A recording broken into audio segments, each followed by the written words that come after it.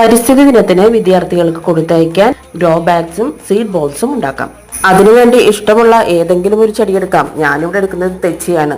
Step 1 എന്ന് പറയുന്നത് മണ്ണൊരുക്കുക എന്നുള്ളത് തന്നെയാണ്. കല്ലും കട്ടയൊക്കെ ഒന്ന് മാറ്റിക്കളഞ്ഞ് ഇതിനകത്ത് കുറച്ച് ചകിരിച്ചോറും പിന്നെ സാധാരണ മണ്ണും ചേർത്ത് മിക്സ് ചെയ്തിരിക്കുന്നതാണ്. ഇതിലേക്ക് ഈ തെച്ചിയുടെ കട ഇറക്കി വെച്ച് കൊടുക്കുക. വീണ്ടും മണ്ണിട്ട് സെറ്റ് ചെയ്തെടുക്കുക. ഇങ്ങനെയാണ് ഗ്രോ ബാഗ്സ് ഉണ്ടാക്കുക. നമുക്ക് എല്ലാവർക്കും അറിയാം. നട്ട് കഴിഞ്ഞാൽ പിന്നെ വെള്ളം ഒഴിക്കണം എന്നാണല്ലോ. കുറച്ച് വെള്ളം ഒഴിച്ചു കൊടുക്കാം. അതങ്ങനെ മാറ്റി വെച്ചു. ഇനി നമുക്ക് സീഡ് ബോൾസ് ഉണ്ടാക്കാം. അതിന് വേണ്ടിയിട്ട് സാധാരണ പോലെ തന്നെ ചകിരിച്ചോറും മണ്ണും ഒരല്പം ചാരം കൂടി ഇട്ടിട്ടുണ്ട്. അതിന് പുറമെ പാടത്തെ ചെളി കുറച്ച് കൊണ്ടുവന്ന് ഇട്ടു. കാരണം അത് ഉരുട്ടിയെടുക്കുമ്പോൾ ഒന്ന് ഷേപ്പിൽ കിട്ടാൻ വേണ്ടിയിട്ടാണ്. അല്പം വെള്ളം ചേർത്ത് നന്നായിട്ട് മിക്സ് ചെയ്ത് ഇതുപോലെ ഉരുട്ടിയെടുത്ത് ഒരു കുഴി ഉണ്ടാക്കി അതിലേക്ക് വിത്ത് വെച്ച് വീണ്ടും ഉരുട്ടിയെടുക്കുക. ഇതാണ് രീതി. ഞാൻ മാങ്കോസ്റ്റിന്റെ വിത്തും ചക്കക്കുരു എടുത്തു. ഇത് വെയിലത്ത് വെച്ചൊന്ന് ഉണക്കിയെടുക്കുക, എറിയുമ്പോൾ പൊട്ടിപ്പോകാതിരിക്കാൻ. തരിശു പ്രദേശങ്ങളിലേക്ക് ഇത് എറിയുക. അനുയോജ്യമായ സമയത്ത് ഇത് മുളപൊട്ടി പുറത്തേക്ക് വരും.